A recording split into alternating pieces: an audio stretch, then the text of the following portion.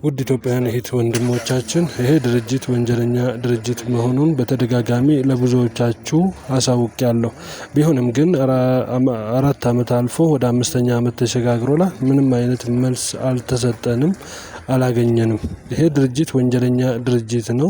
በምታዩት መልኩ ማስታወቂያ በማስቀመጥ ስሙን በማደስ ለአራተኛ ጊዜ ስሙን በመቀየር ቦታውን አጥሮ አስቀምጦታል። ቦታውን አጥሮ ያስቀመጠው ለማን እንደሆነ ባላውቅም መልስ አጥቻለሁ። እኔ እንደ አንድ ግለሰብ በዚህ ድርጅት ጉዳይ ብዙ ነገሬን አጥቻለሁ። ብዙ ነገር መስዋዕት አድርጌ መንገድ ዳር ቀርቻለሁ።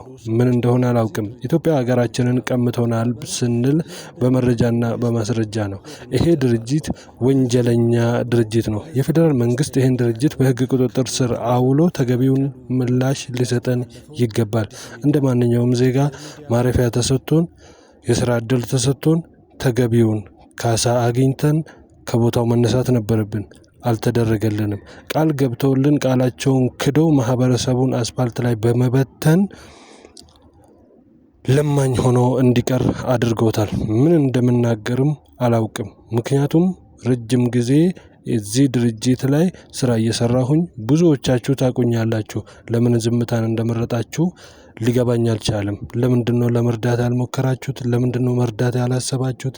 ለኔ ሊገባኝ አልቻለም። ምክንያቱም ምን እንደሆነ